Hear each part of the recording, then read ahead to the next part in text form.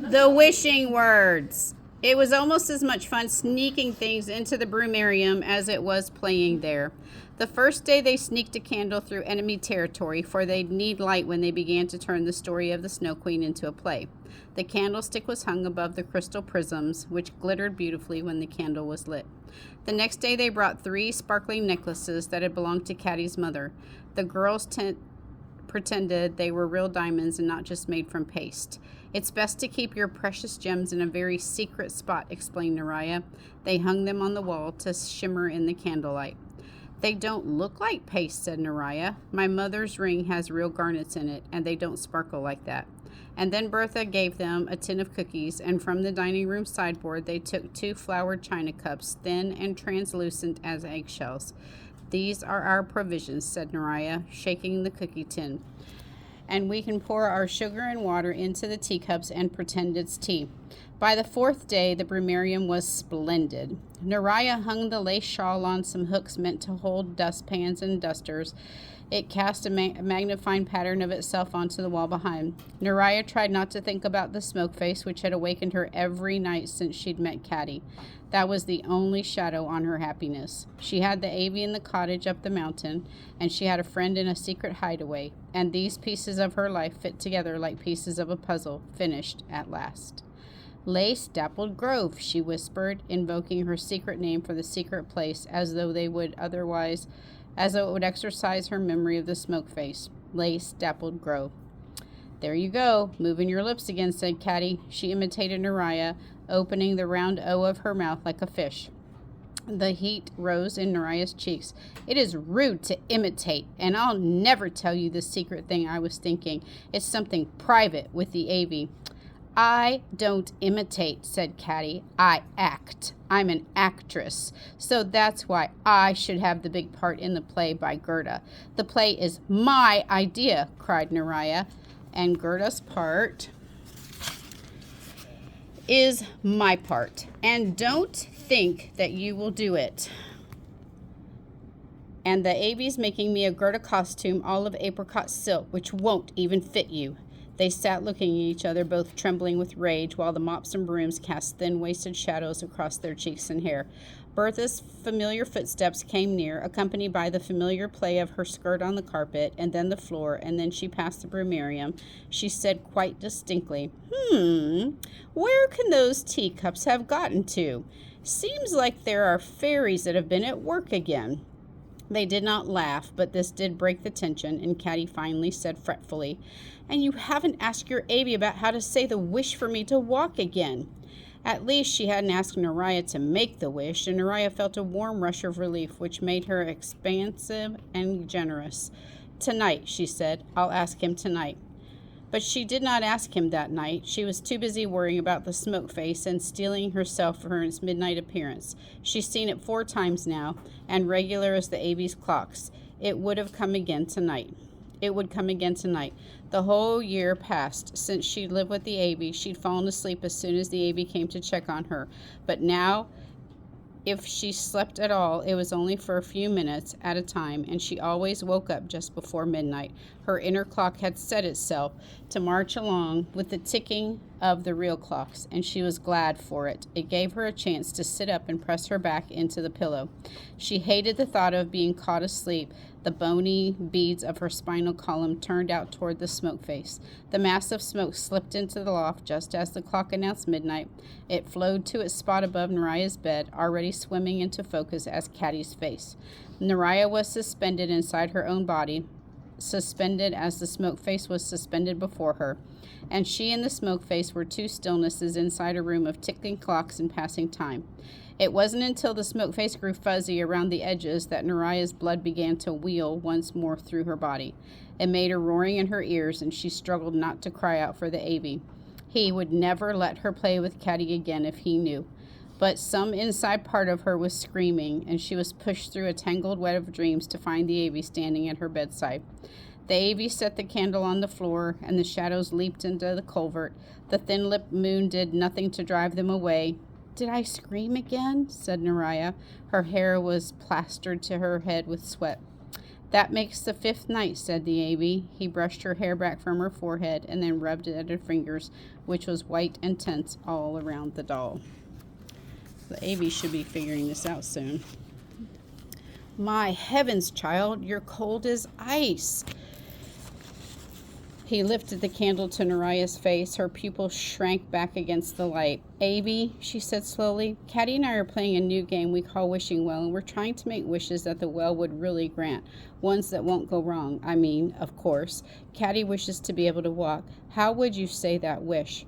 First, said the Avy, before another second goes by, I want your solemn promise that this is only a game and that she's not really going to make a wish.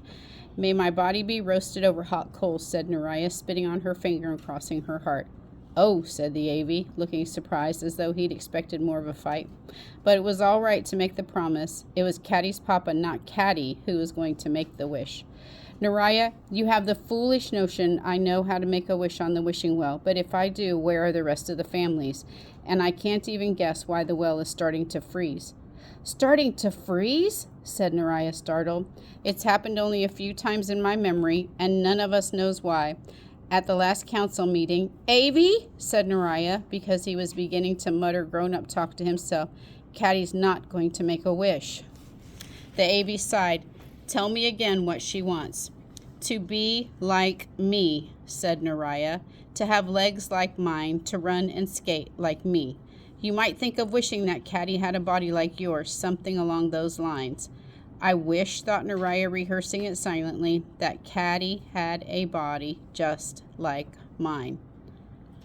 The Avy was looking at her in a funny way, and she pressed her mouth into a line in case she had been moving up her lips. There's something you're not telling me, said the Avy, beckoning with his finger as though he could lure the words of confession from her mouth. Have I thanked you yet for making me that beautiful Gerda costume, said Naraya. Oh, distinguished patriarch. Her jaw pushed itself open in a yawn. The Avy laid a finger on her lips. Your eyes are closing. Shall we sing you to sleep? Naraya opened her eyes so wide they prickled with tears. I'm not tired, she patted his hand. But we could sing for you, poor sleepy dear. Only 3 days until Christmas, said the Avy. It's time we left out food for the Christ child, almonds and oranges. Honey and sugar cream, continued Naraya. That's the giving song. Shall we pedillo palm for who gets to begin? I'm too tired, said the Avy. The honor is all yours. Naraya sang out the question. What shall we give the son of the mother? What shall we give the infant so mild? The Avy sang back the answer. Almonds and tangerines, honey and sugar cream, apricots, oranges, mint growing wild. The Avy kept his hand around the candle flame. Sleep, Naraya, sleep.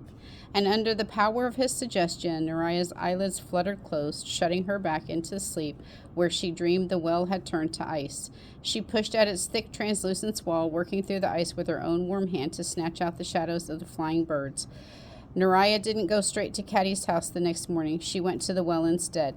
Maybe Agnes could tell her about the haunting. She thought this through the countless times and could understand why the smoke face came to her each night. The Avy said the smoke thing came to someone who was going to be caught in the well's game of making one bad wish which leads to another. But that meant the Avy's wish went wrong, which couldn't be, for Caddy had come back. Naraya walked carefully and delicately through the deserted streets that morning, for at breakfast the Avy had said her skin was waxy and her eyes were hollow. She hadn't been able to see herself because they had no mirror, only the big copper pot, which stretched and twisted her reflection into a girl she didn't even recognize. But Naraya liked the Avy's description, and she practiced looking romantic and frail. A coin for your passage to your heart's desire, that is the first rule. For the first time in Naraya's memory, the well was covered with a sheet of ice. She heard the Avy's words from last night, which seemed like a dream now. And I can't even guess why the well is starting to freeze. It was too slippery to fling herself upon the rim, so she curled her fingers of each hand inside minute crevices, pressing so hard her fingers turned white. She crammed her toes between the rocks, and this gave her the purchase she needed to spring up to the granite wall. She couldn't wait to see the hummingbird eggs. But there was nothing left to spring. Sprays of ice winked up at Naraya, dripping and dripping from the rose to rose and looping about the nest. Some winter fairy might have trailed a careless wand, spinning fragile, deadly bridges across the air. One wish each lifetime, one cycle of the moon to repent and call it back. That is the second rule. Naraya did not scream, but everything became at once more distant and distinct as she whispered, "Agnes, what happened?" "And for that cycle of the moon, your lips are locked to this. To no one may you speak of your wish, to no one but me, for your wish is my wish too, and that is the third rule." The hummingbirds were hovering frantically over their nests, and Naraya saw with horror that they were too tiny to melt the frozen cocoon that laced the eggs. The nightingale perched motionless on a summer-spun branch, her head tucked in the insulated pocket under her wing, and as for the roses, they glistened with tiny ice diamonds that sparkled deep into their hearts and feigned along the whorled edges of petals. "Just a little tantrum," said Agnes. "The well had its next wish set up so nicely. It can get frustrated too." Naraya's head jerked up and she slid to the ground to face Agnes. Agnes was smiling the kind of smile that was mostly inside her mouth and barely reaching her lips. "I hope the well doesn't get its wish," said Naraya loudly. "The greedy thing. It can't make someone wish for something the person doesn't want." "Quite right. But what if the person does want?" The words chilled Naraya quite as much as the sight of the frozen well, but she ignored the cold finger that ran down her spine and spoke up boldly. "Why'd you send that smoke face to haunt me? The Avies' wish didn't go wrong." "Shall I knit you an answer?" said Agnes. "A smoky green should go nicely with that red hair." "Titanian," said Naraya automatically, but then she stepped back away from Agnes, and with a mumbled excuse she turned and ran off, running more quickly than a frail storybook heroine would ever run, and she didn't look back to see what Agnes might be knitting.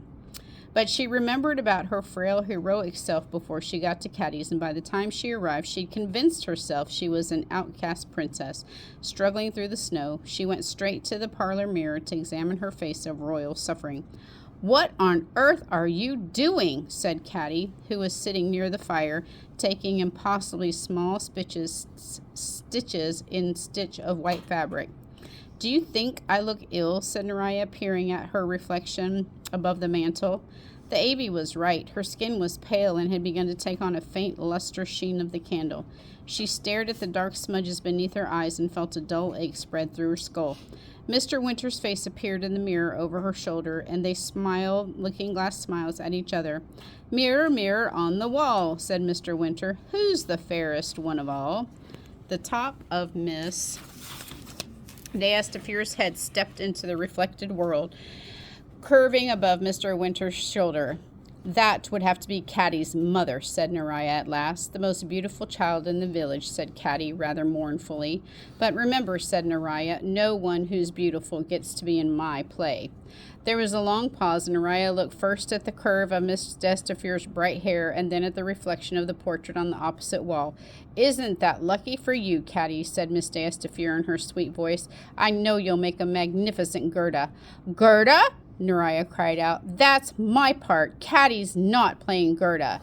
"You said you wouldn't tell," said Caddy, jabbing her sewing hand into Miss d'Estafier's, piercing the air with her needle. Miss d'Estafier put her fingers to her mouth. "Oh, it slipped, my dear," she said. "So sorry." Naraya rushed at Caddy's wheelchair and swung it and turned the parlor door, brushing past Miss d'Estafier. "Move aside, you varlet," she muttered. She was dimly aware of Mr. Winter gazing after her in astonishment, but Miss d'Estafier stood quite still, a faint smile on her face. Naraya pushed Caddy off the carpet onto the hallway floor and through the door into the bromarium. "You sneak!" she hissed, not daring to raise her voice for fear of the grown-ups listening. You're a snake, she liked hissing too. It made her think of serpents and venom.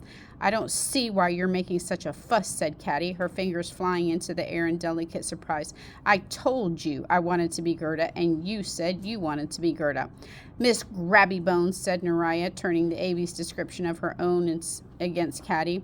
And you told them not to say anything. That was the worst. Really? Caddy sneaking off to tell the grown-ups she was going to be Gerda, as if telling them would make it happen. I was going to invite you to the cottage tomorrow night, said Neriah, inventing this on the spot. She'd make Caddy sorry. The Avy and I will put out our gifts for the Christ child, honey and nuts and cream, but you can't come now. I wouldn't come if you begged me on a bended knee, said Caddy. It was dim in the brumarium, for the candle was unlit, and the jewels hanging on the walls looked dreary and false. Paste, said Neriah. It's all paste.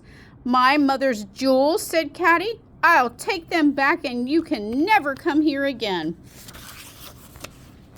Nothing could be worse than this. Their own secret place closed forever.